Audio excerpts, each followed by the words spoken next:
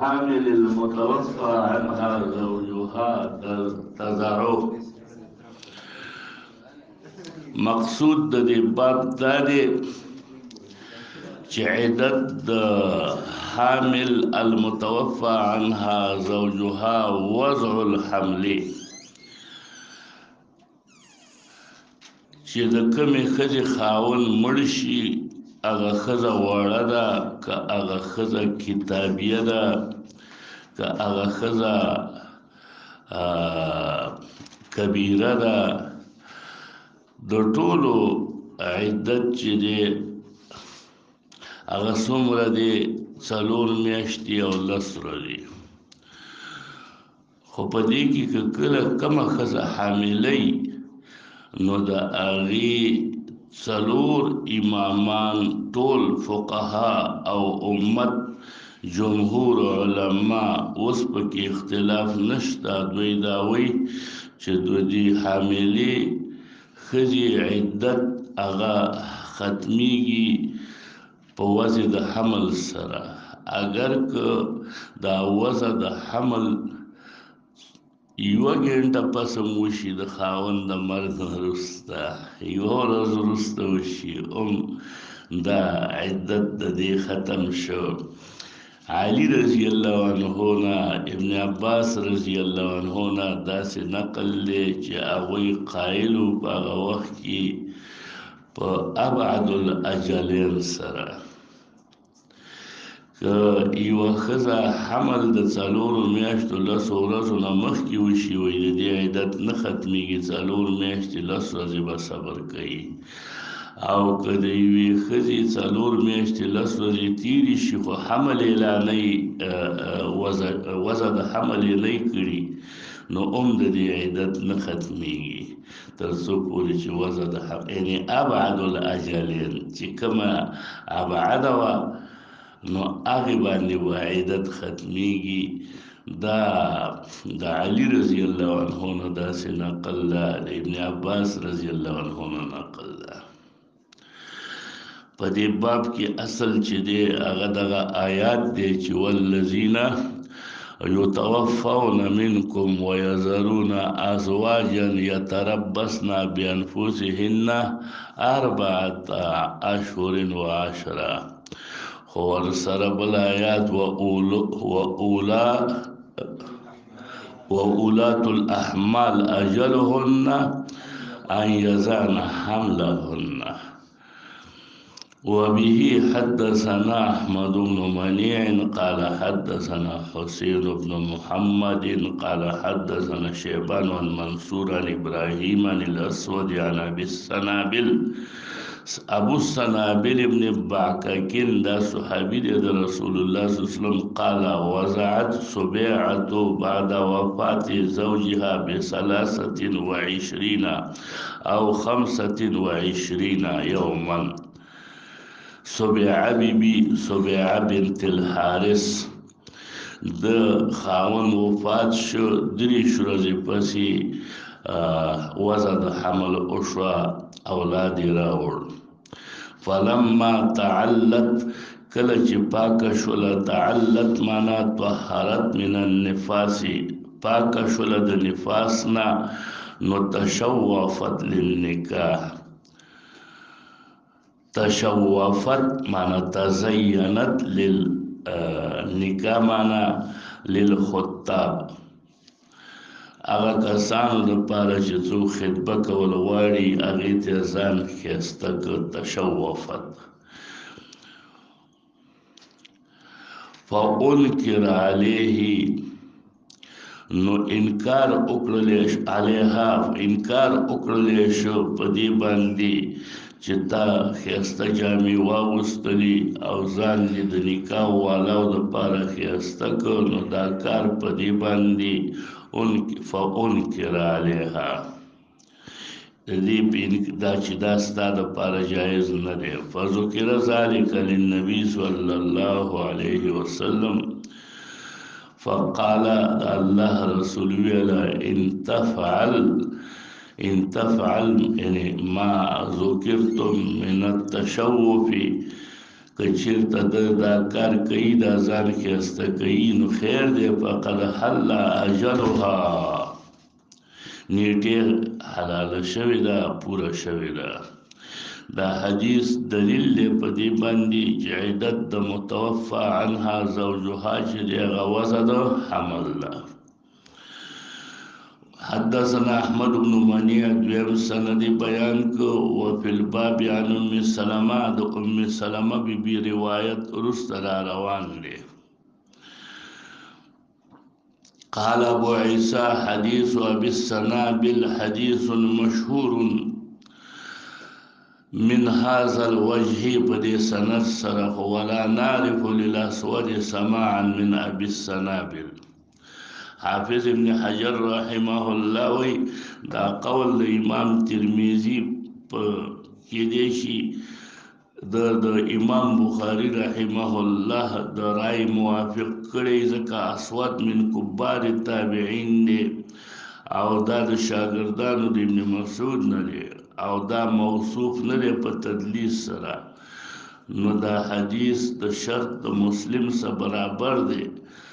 البته د امام بخاری شرط هغه بالفعل لقاوی چې چرته راغلی نو د هغه د رای موافق دا ویلی دی چې ولا نعرف للاسود سماعا من ابي السنابل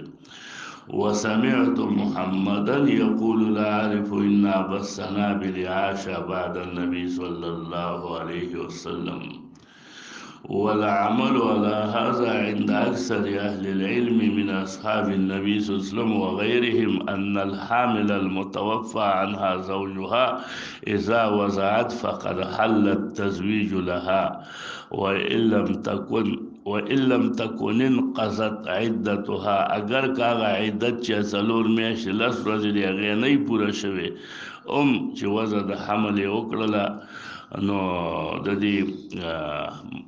دا حلاله شوله دا قول دی د سفیان ثوری دا قول دی د شافعی دا قول دی د احمد دا قول د اسحاق دا قول د ابو حنیفه دا قول د مالک دا ټول دي وقال بعض اهل العلم من اصحاب النبي صلى الله عليه وسلم وغيرهم تعتد آخر الاجلين چې دا بعیدت تیری آخر الاجلین مانا ابعد الاجلین دا قول دا علی رضی اللہ عنہ ابن عباس رضی اللہ عنہ نقل لے امام ترمیزی وی والقول الاول اصح قول اول اصح دے زکا پدی که دا نسی صریح موجود دے چې دا حدیث دا صبح عبیبی دے حدثنا قتيبة قال حدثنا الليث عن يحيى بن سعيد عن سليمان بن يسار أن أبا هريرة وابن عباس وأبا سلمة بن عبد الرحمن تذاكروا المتوفى عنها زوجها تذکره وکړه خپل منځ کې دوی دا درې کسانو چې الحامله تزعو عند وفات زوجها اغا حامله چې متوفى عنها زوجها او اولاد اوشي نزدې وفات د خاوند ته نو فقال ابن عباس تعتد آخر الاجلين وقال ابو سلمة بل تحل حين تزعو ابو هريره رضی الله عنه ویلا انا مع ابن اخي زد دی وراره سره ما ابو سلمة سره یعنی ابا سلمة زمام د غرای دا چې په وزن د حمل کیږي خو تاسو به احتیاطاً دغه ولېږئ څوک ولېږئ د مسلمانانو مور ام سلمة رضی الله تعالی عنها ته نو دیو څوک ولېږه فارسلوا الى ام سلمة زوج النبي صلى الله عليه وسلم فقالت ویلا قد وضعت سبيعة الاسلمية بعد وفاة زوجها بيسير لگی ورزی فاستفتت رسول الله صلى الله عليه وسلم فأمرها أن تزوج يعني نكاح قولي شيء قال أبو عيسى هذا حديث حسن صحيح باب ما جاء في عدة المتوفى عنها زوجها عدت د متوفا عنها زوجها چې دی د عدت په وختونو کې معنا د دې دا ده چې عدت د متوفا عنها زوجها کې احداد هم د هغې دپاره ضروري دی یو عدت دی یو احداد دی احداد د حد نه اخیستلی شوی دی د منې نه نو د ډیرو کارونو نه دغه ښځه چې هغه په عدت کې ده د یعنې متوفا عنها زوجها ده او د هغې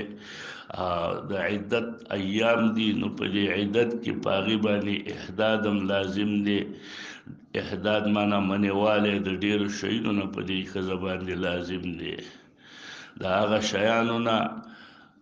ترک د زینت دی منه ده د زینت نه د زینت نه به دا ځان ساتي داسې جامې به هم نه اچوي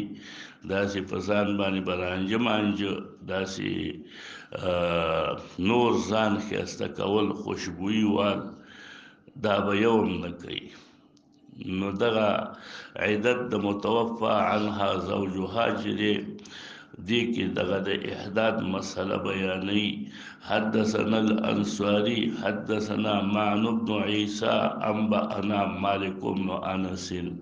عن عبد الله بن ابي بكر بن محمد بن عمرو بن حزم عن حميد بن نافع عن زينب بنت ابي سلمة انها اخبرته بهذه الاحاديث الثلاثه دا حديث داوي زینب بنت ابي سلمة دا چې د ام سلمه بیبي لور وا خو د مخکینی خاوند نه او دا ربیبة النبی صلی الله علیه وسلم وا د نبی علیه السلام ربیبه وا د سره وا پرکټی وا دا زینب وی دخلت على ام حبیبه زوج النبی صلی الله علیه وسلم حين توفي ابوها د ام حبیبی بی پلار ابو سفیان وفات شو زه هغې له لاړم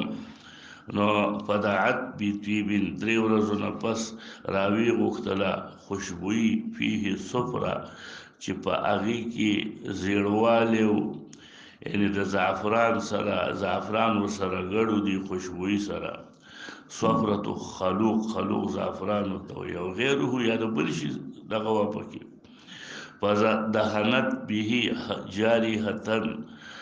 دهنت نو تیلې ولګول په دغه خوشبویي سره جاریحتن وینځې ته ثم مست بعارضیها بیا یې دا خپل لاسونه راه کدل په دې خپل مخ باندې مست مس یې کړه په عارضې او خپلو باندې عارضې ویلی کېږي خدینو ته په دې باندې دا لاسونه داسې راه کدل نو هغې کې خو لږ رنګ مو خوشبویي م وه ثم قالت وی ویله والله ما لي بالطیب من حاجه زما خوشبویي ته څه حاجت نشته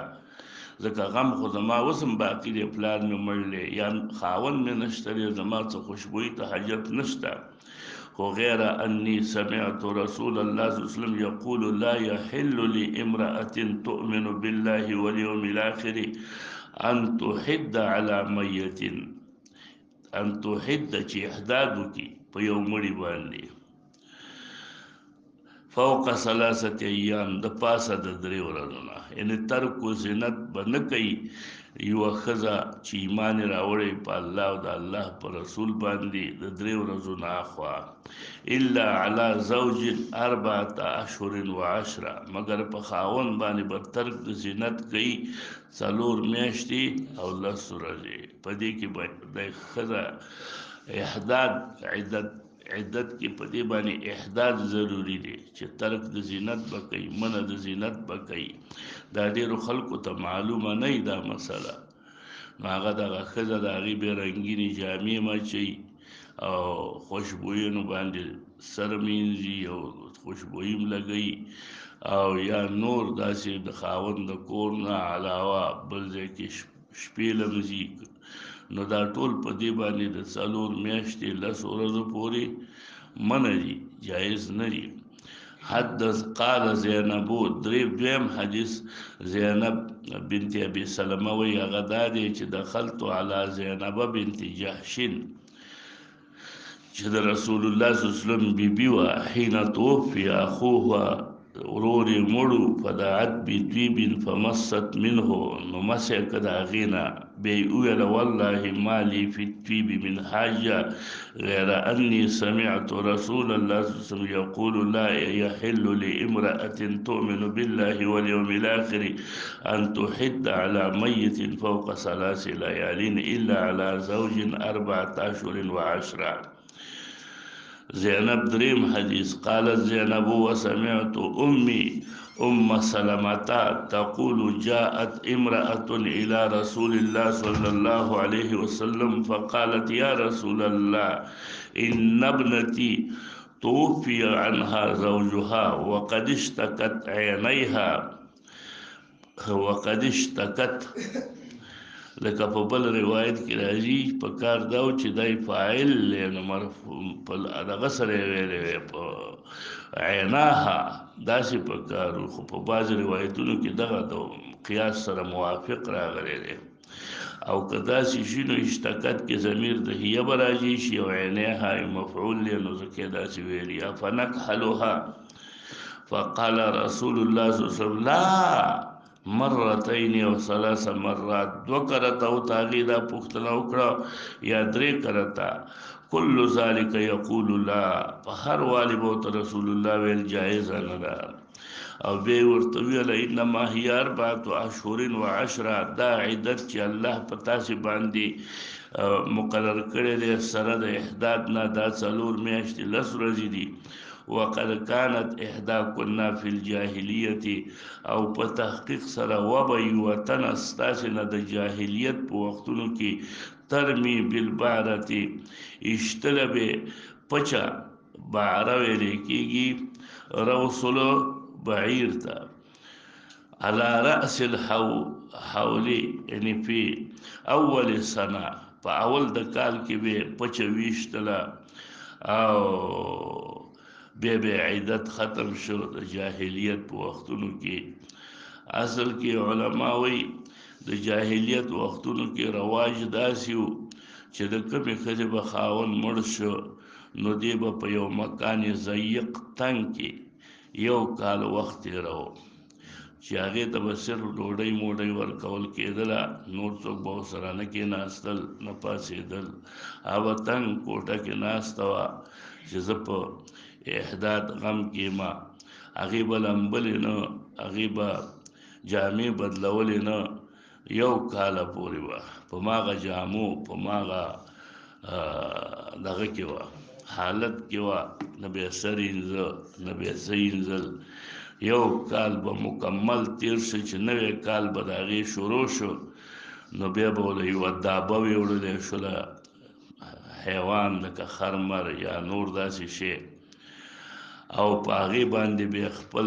نقض العدت وکړو نقض العدت بیا دې ته ویو چې په هغې بیا ځان وموږه راوموږه قبول هر څه دا بیا پې وموږل او بیا به راووتله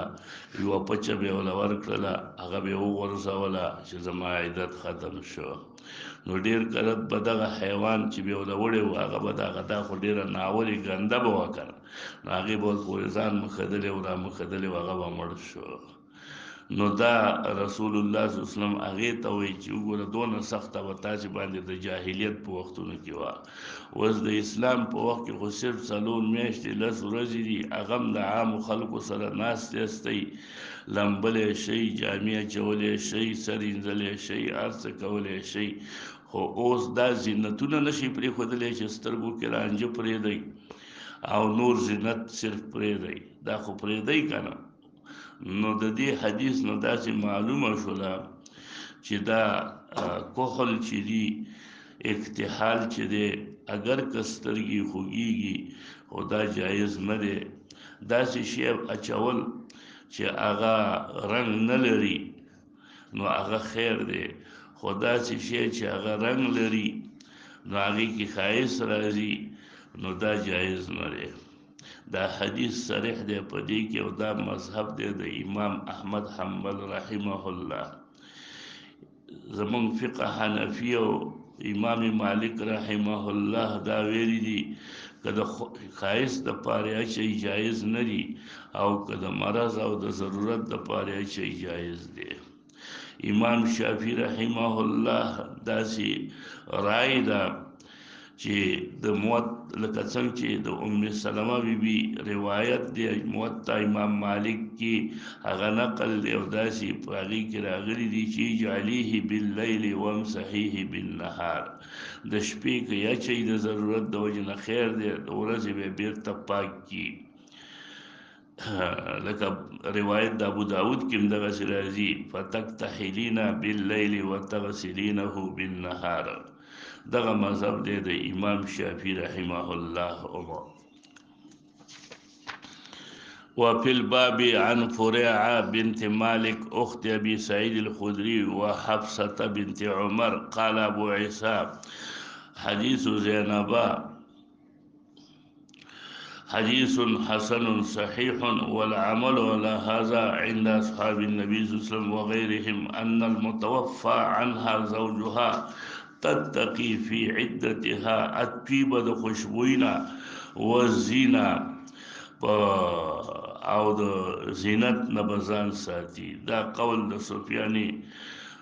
ثوری دی، دا قول د مالک ابن انس دی، دا شافعی دی، احمد دی، اسحاق دی. زمونږ فقه حنفي یوه بله خبره هم کوي ګوره هغوی وایي دا احداد چې په کوم عدت کې واجب دی نو دا په مطلقه بائنه باندې هم په عدت کې دا احداد شته زینت به نه کوي. داسې کومه ښځه چې مغلظ طلاق باندې طلاق ده هم په حالت د عدت کې به دا احداد کوي، زینت ترک د زینت به کوي. نور جمهور علما په دې قایل نه دي، هغوی صرف په احداد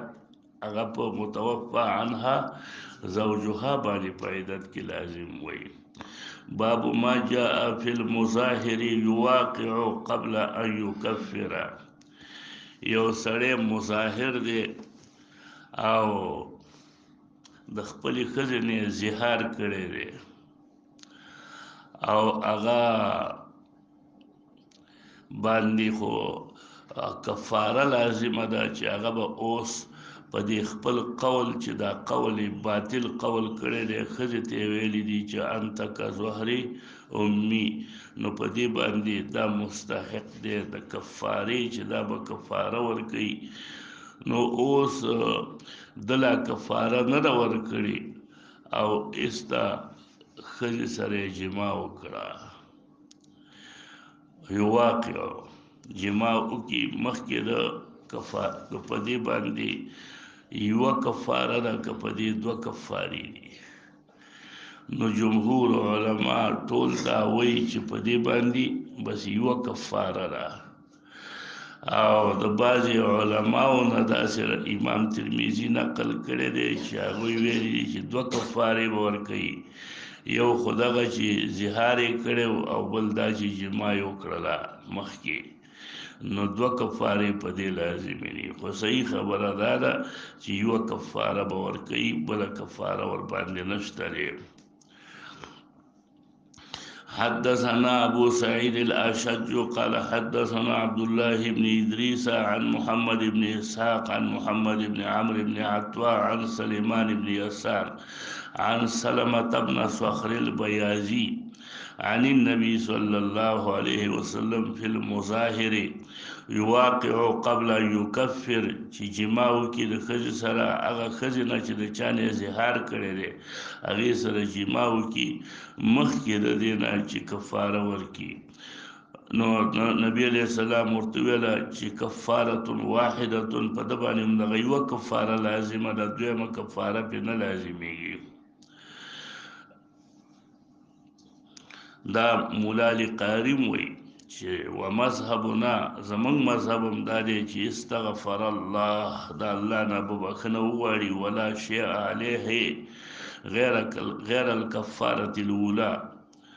د کفارې اولا نه علاوه بله کفاره ورباندې نشته او نور به استغفار وغواړي چې ما ولې دا کار وکړو.